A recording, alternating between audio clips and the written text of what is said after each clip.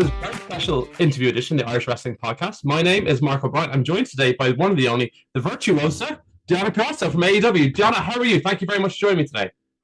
Yeah, thanks for having me. I'm great. How are you? I'm absolutely excellent. Listen, I've been a long-time fan of yours. I was fortunate enough to meet you a couple of years ago over in WrestleCon over in Dallas. I was over in a kind of a last holiday. It was a bucket list item. It was really cool to see you performing, kind of the Multiverse of Madness event and all sorts of things going on at that time. As a lot of people in this part of the world would be hugely familiar with your work from AEW, obviously very recently. Obviously, previous to that, your incredible success post-COVID, and then during COVID as well in TNA. You've also got a huge lineage, going directing back all the way to Ring of Honor, AAA, Stardom, a brief tenure in WWE as well, doing all sorts of NXT. For fans of this part of the world who may not be as familiar with your initial breakout into the wrestling business, give us a quick snapshot if that's okay.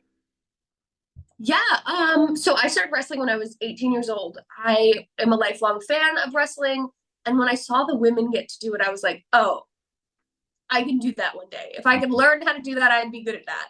And my parents thought it was a phase, but I never grew out of it. And the winter that I graduated high school, I joined a wrestling school. So I'm coming up on my 12th full year of wrestling. And I mean, you already detailed all of it. It's been a crazy ride. It's been a crazy ride. And your kind of initial launch into the wrestling space in particular was unbelievable. Like from the outset, your launch straight into Ring of Honor, when this was rebirth. You were kind of credited with that as well at the time as well. The Ring of Honor bringing on the Women of Honor kind of series. You some really cool interactions with the likes of Candice LeRae, which was a televised match as well. And then you're also competing with the likes of Mayu Iwatani, who's now with Stardom as well. What was that kind of initial like for you? What that initial run like for you, rather? Yeah, I was actually just telling my husband the story. Like, I didn't know wrestling outside of WWE as a fan. I only knew WWE. And there was a few times that I had been like flicking channels and came across TNA, but I didn't know like what TNA was, you know, in comparison to WWE. So the first couple opportunities that I got with Ring of Honor, I just didn't understand the magnitude of them. I understood that there wasn't really women's wrestling anymore, but there used to be, and we would be hopefully trying to bring it back. But I kind of was just like this young, naive, like 19-year-old kid, just like getting opportunities she wasn't ready for and had no idea the implications of. So I really just dove in, like, I'll just do whatever, and to be credited with the rebirth, and of course to see where the Ring of Honor women's division is now. It is so special to me, and I hold it so close to my heart because I got to be a part of that without even knowing that I was going to be a part of something. And I think that's when it's the most authentic and the most genuine. Those matches I had way early on in my career, 2015, 2016, 2017, in Ring of Honor, are you're watching me become the virtuosa before your eyes. Before I knew who she was going to be, I just had a nickname and we ran with it. So those are some of my fondest memories of wrestling, and I didn't even know what I was doing at the time. Yeah, I know. I mean, like you call it naivety, I would call it fearlessness. Kind of exuberance of youth. Some people would say, you know, kind of going into something head first, trying to make the most of it, putting your best foot forward. It was really, really cool as a fan watching from afar. At that time as well, you were obviously making appearances with the likes of Stardom. And I was recently kind of researching this. The many people you interacted with during that time. I'm not somebody who was overly familiar with Stardom over the 2010s. Like you had matches with the likes of Piper Niven, who was obviously Viper at the time. You had interacted with Shayna Baszler. Obviously, it's been very well documented, your history with Toni Storm. Obviously been brought to life on AEW television, Io Shirai, many more. What was that like? Again, I suppose with your kind of wide-eyed, youthful outlook on life, what was that like being able to travel over to Japan, have those matches, interactions with people who've, of your ilk, have gone on to great, big and great things?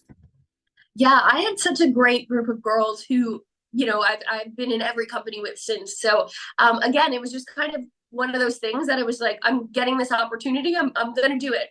But for me, going to Japan was something, as a wrestling fan, I knew, like, if I'm going to be a pro wrestler, you go to Japan. If you want to be like, you know, top of your game, you want to be one of the best in the world, you go to Japan. And my parents were like super into me being a wrestling fan, so they got me like every book, every magazine, every whatever, and all of my favorites talked about how much being in Japan influenced their career and where they got to where they were because of that. So that was always a bucket list thing for me.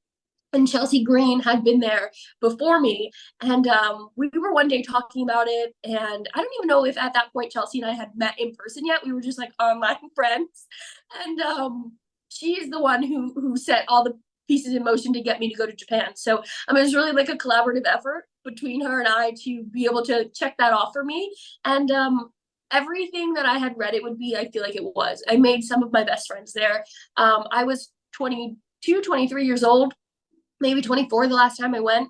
And I had never been away from home. I didn't go to college. I really treated that as like the first experience to get out and like live with new people and embrace a new culture and really like grow as a human being. And then also get to grow in wrestling, which is really what I wanted. So it was like the best of all the worlds. And I was really fortunate to get to go twice alongside Zoe Lucas, alongside Toni Storm. Shayna Baszler was there. Tegan Knox was there for like a hot second, my first tour. And just make really, really great memories that will last my entire life. That was a really cool time in wrestling generally. I mean, you obviously had the likes of kind of an upward kind of movement in the background, the likes of Being the Elite were going on. Obviously, then there was the announcement of that initial All-In pay-per-view. I think you were one of the very first people announced for that pay-per-view as well. And sadly, in hindsight, you obviously weren't able to. You were given a huge opportunity at the time in terms of being able to go over to NXT. What was that like, aside from having to pull out at a later date? What was that like, getting that opportunity, being approached to be kind of the face of the women's match on that inaugural pay-per-view All-In event? Yeah, I was so proud to be considered for that. I was so honored, and I was so much looking forward to it. But I think my mindset at that point was I had done so much extra work for WWE at the time, and was always told, like, not right now. You're great, but not right now. You don't fit what we're looking for right now, but one day you will have a job here. Like, I had so many positive conversations about like one day. And when I was approached to sign to NXT, it was like, one day is finally here. Like, I have worked so hard for that. Yes. How do I say no now? Yeah. And on the flip side, like, if it doesn't work out, I tried it and it wasn't for me, and it wasn't for me, right? But at least I tried it, and I can always go back to whatever. And I think, obviously, you know, All In's coming up. I am a part of AEW now.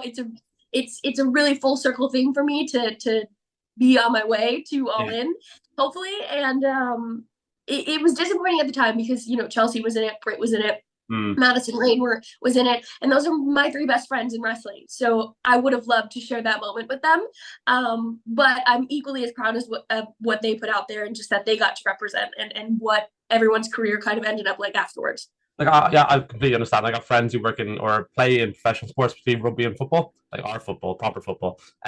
So they would always be like, if they get offered an opportunity to move to one club or the other, you never know if they're going to come back to you at a later point. Like, somebody else might feel that position being a transfer market or whatever it is. So I completely empathize with that. Like, what you decline at one point, does it happen again down the road? So you never know. But like with that NXT run, I know obviously you technically only had, like, I think 15 to 20 matches on television at the time or whatever it was. But you actually did cool things at the same time. Like, I mean, you obviously debuted in that the Mae Young Classic. You're facing the likes of Priscilla Kelly, Io Shirai, you'd interacted with previously, the Stardom and whatnot. Then you obviously got to travel to NXT UK. Like, NXT UK over in this part of the world wasn't something that was heavily promoted, sadly, even though it was on a huge station, had great exposure, but there wasn't a huge amount of awareness. But there was great wrestling going on, the likes of yourselves, Rhea Ripley, Toni Storm. What was that like experience, like being able to kind of come over here in this part of the world in a strange time in the history as well? Yeah, I was looking for any and every opportunity while I was in NXT. Like, I kind of saw where it was going and what my place was and the position I was kind of put in, and I just volunteered to do anything. It was like, hey, I was also going to be in the UK for Thanksgiving weekend here in the States. So I was like, I'm already going to be there. Like, if there's any opportunity for me to get a chance to work and get some matches, I would love that. I don't care who, win, lose, whatever. Like, I'll do that just to get the opportunity and the exposure, and obviously wrestle in the UK, which I didn't get to do much of on my independent career. So yeah, we were, I wrestled Rhea Ripley and Toni Storm both nights that I was there. I believe one was the main event of one of the episodes, and then the other one was for the NXT UK Women's Championship. So I feel like, honestly, although, you know, and I've been very vocal about the way I felt about my NXT career and how it went, in hindsight, there were really great opportunities, and I got to wrestle really great girls and make the most of the opportunities that I was given. I feel like I put my best foot forward in those matches, and some things just don't work out the way you hope. But the positive side of it is that I got to travel and I got to, you know, wrestle in the UK and get that exposure. Definitely, and even like an additional kind of caveat to that, like you put your best foot forward and a huge amount of success or perceived early success, being given these opportunities in WWE, then brought on to Monday Night Raw. Like, you kind of almost immediately off the back of that, facing Asuka on Monday Night Raw. Like, as somebody who's very young in their career, very certain, like, oh, this is my dream. I'm getting to fight on Monday Night Raw, being brought to face Asuka. What was that like, even just on a personal level? It was very, very cool. And couple that with the fact that Chelsea and I got to do it together. Yeah. We both got the same text message. You booked for Raw on Monday. Please confirm you got this message. And like we texted each other like, what is going on? What is going on? And it's funny because the week before that I had been told like, you know, we have nothing for you. Keep working hard. And I think I can tell this story now. I was gonna quit. Okay. Like I had an email in my drafts to send to say like, this isn't working out for anyone. You know, I think it would be best for me to move on and be released. And then I got that email to go to Raw, and I was like, guess I shouldn't quit. It's really surreal. Like, I didn't know where I was, and I wasn't comfortable in the role that I was being used in, and I wanted to be 1 foot out the door, and then to get called up to Raw, get to wrestle Asuka, and we had like a 2-segment match, and it was competitive. I got to be the virtuosa Deonna Purrazzo, and I look back on that too so fondly of like, I got to do that.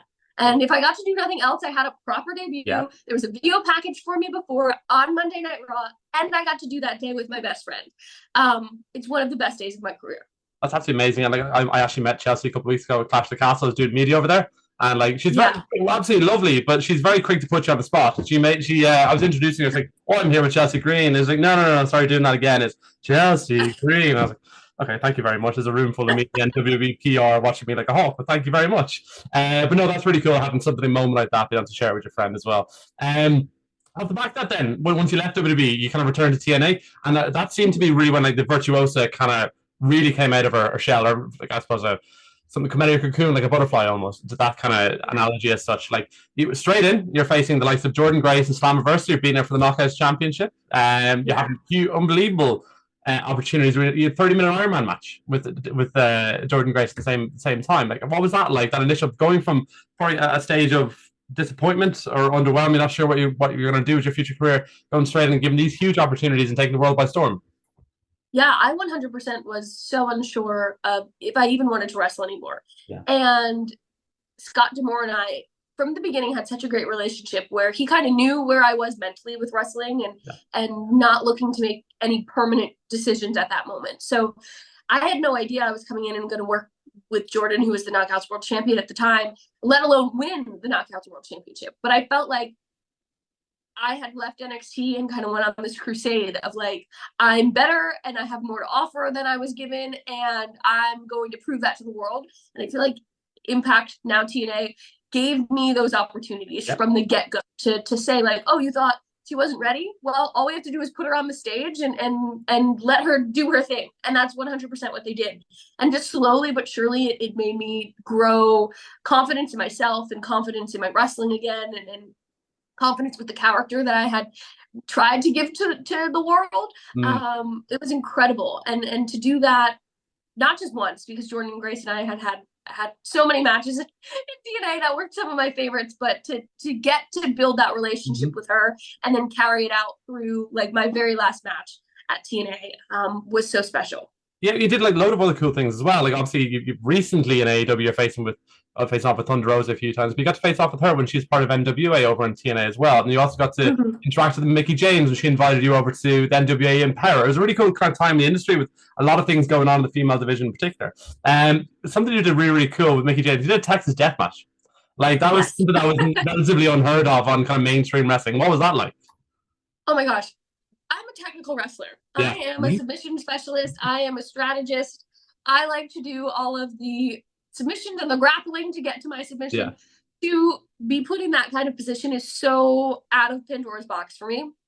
But I think in those moments, like we were the first ever Knockouts World Championship match to main event a pay-per-view. Like couple that with the probably first ever women's Texas Death Match in a major professional wrestling company. Like there was so much pressure. There was so much pressure on us to deliver.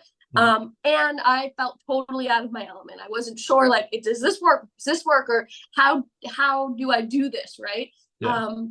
But to do that alongside Mickie James, who's iconic, she's done it all everywhere. Right. Was kind of a settling feeling. Like we had really earned that main event spot for the women. We had earned the the story to do a Texas death match. Like, it was just the perfect storm and culmination that I felt like, again, it was that do or die moment of like, I talked all the shit. I got to put up or shut up. Yeah.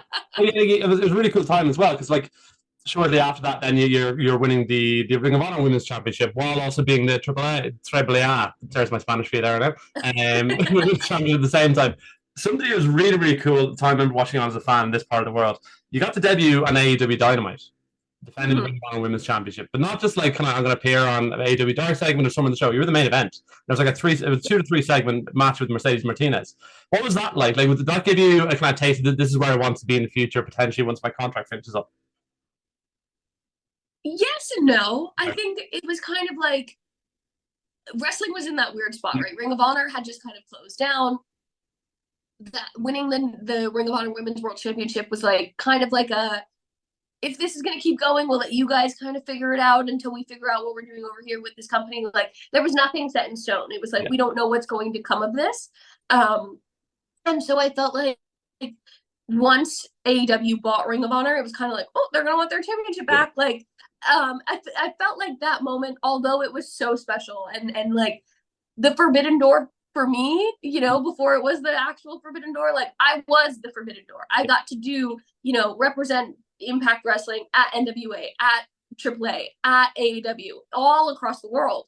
And so to bring TNA there, get to main event, be the women to do it, that was unheard of. So it was kind of like, I gotta put up or shut up again. And if I ever wanted a job here, I need to like put my best foot forward.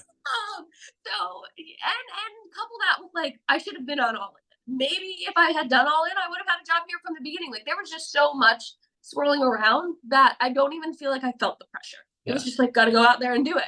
And I also feel like I was at my peak, you know, then of like wrestling everyone in different styles. And it was just, it was a really, really cool moment. Britt was there. So to get to experience that with another one of my really great friends, and more so, I think at the time was put Impact Wrestling's best foot forward.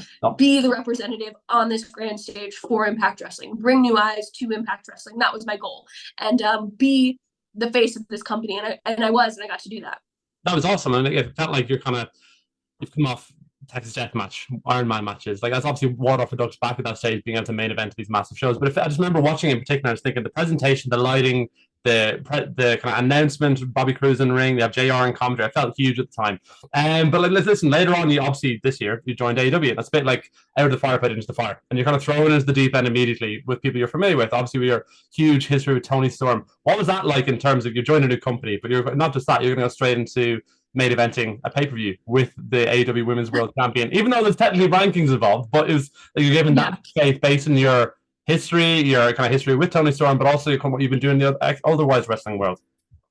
Yeah, I mean, I feel like my career is just a series of these moments as we're talking about it, these like put up or shut up moments, right? And my debut was perfect. Like, we're in my hometown, my parents are front row, the crowd is chanting Deonna, which like after the fact I didn't realize, like I was so emotional because wrestling is the only thing in this world that makes me that emotional. But my parents were there. I had never heard, 5, 6, 7,000 people chanting my name before. So that was like a completely surreal thing for me to experience. And I'm debuting at this new company. Again, got to put my best foot forward, got to show this new audience who I am and what I'm made of, and that my reputation is warranted, So I feel like being able to tell such a great story with Tony and bring our real lives into it, and the tattoos that are on our ankles and our history and stardom together, like really set the bar for like storytelling right off the bat for this new year. And prior to me signing, Tony Khan had been very vocal about like being interested in women's free agency and bringing new talent in. And I was the first one of the new year to be signed and to get to do that. So it was a lot of pressure. I hope we lived up to it. I think we did. And, it was just really fun to be thrown in that position and win, lose or draw. Like, I just wanted to show this new audience and so many new people exactly who the Virtuoso was. And I think we got to do that. At the same time, they got to compete at Revolution then. Like, that's Sting's last match. That's his card as well. But also, like, you talk about win, there's a draw. We actually won and lost as well. So Tony Storm did technically get tapped out as well. So, I mean, there's about 20 different technical authority figures or vice presidents. Tony tapped out. Yeah, exactly. You think some people keep inside of who's doing what, but anyway, that's neither here nor there. But like you've had an amazing run in AEW so far, because from then you're thrown in straight away with the next world champion. Somebody you've had history with an NWA and obviously with TNA previously, Thunder Rosa. What's that been like? Yeah, you know what? I think that for me, again, we're introducing myself to a new audience. I can't be the virtuosa that was at TNA. It's a different iteration of who I am. So I've embraced this more like, I'm going to embrace my Italian side. We're going to embrace my aggressive side. And it's been fun because it's a new side of me. Mm-hmm. And I think Thunder Rosa is the perfect partner for that. The crowd loves her. Obviously, she's a former world champion. She has her own story to tell in terms of having to give up that championship and never losing. And mm-hmm. I just think it was a really natural story for us to tell and to keep us all on TV and keep going. You know what I mean? It really flowed one right into the other. And I think Thunder and I have also told a really, really great story up until this point. I think that for me, you know, I've talked about this previously. People get upset whether you're on 0 Hour or you're on Dynamite or you're on Rampage or Collision. For me, TV time is TV time. Mm-hmm. And I just want to tell stories, and I want to go out there and I want to be a workhorse. I want to carry the AEW women's division on my shoulders, and being able to be in the mix with all these former world champions right off the bat. I mean, I'm just about 7 months in, and I've consistently only worked with world champions. It's a testament to what they think about me and what I can do for this company, but also the stories we can tell in this new women's division. Yeah, like it's time to take AEW Women's Division. There's multiple meaningful programs going on, and there's a huge amount of variety with stories. There's depth. Obviously, yourself with technical wrestling, but also you're bringing a huge amount of violent wrestling. Like your match a couple of weeks ago on Collision, that was incredible. Particularly your kind of time on Collision. You've been given time to breathe, build a program over many, many months. Like, what's that been like to have that kind of creative expression? You've got like a number of months to work with somebody and build to a crescendo as such. Yeah, I think that's what every women's division needs, is time to tell these stories and let them breathe and let fans pick who they like and don't like, and then do fun things like a no disqualification match or add different stipulations to it. And I think that then there's also, you know, we're dealing with the Owen Hart Foundation tournament right now, and that is an opportunity to wrestle for the world championship at All In. And there's so many pieces going on in our division right now. That's what makes a successful division, is you have your stories with the champion. You have Toni Storm and Mina coming up at Forbidden Door, but then you also have this like underlying who's Mariah gonna pick story happening. You have Mercedes Monet and Stephanie Becker wrestling at Forbidden Door, and going back and forth to CMLL. Like, there's just so much. And then you have me and Thunder, total non-storyline happening. You have the Owen happening. Like, that's what you want to see in a women's division. That's a women's division you want to be a part of. That if you can't be in the world title, you can be doing something else, building your stock to get to the world title. And so I'm just, again, so grateful to be on any show, doing anything, working with anyone, and continuing to build my stock and introduce myself to this new audience. If you spend too much time online, a lot of people have the impression that AEW's women's division doesn't get a huge amount of time, but I think it's on fire. The amount of creativity and time you're getting, people are being elevated left, right, and center. I'm absolutely loving it. So huge kudos to you. You mentioned there a few minutes ago, you've got the Owen Hart quarterfinal against Hikaru Shida airing tomorrow night. What can fans expect from that if you're facing off another AEW women's champion? I am. Wow. Everyone can expect me to move on in the tournament, obviously. Everyone can expect me to fulfill Deonna's destiny and wrestle for the Women's World Championship at All In. Yeah, 100%. And again, another full circle moment to get then back to London, another all-in moment. So, yeah, listen, you've got a huge year ahead of you. You've had a huge year so far. What can fans expect? Aside from All In, do you have any other projects going on at the same time? Yeah, actually, I was a teacher before I was able to make wrestling my full-time job. So school just got out, and you're going to see me be retweeting a ton of teachers' Amazon Clear the List links.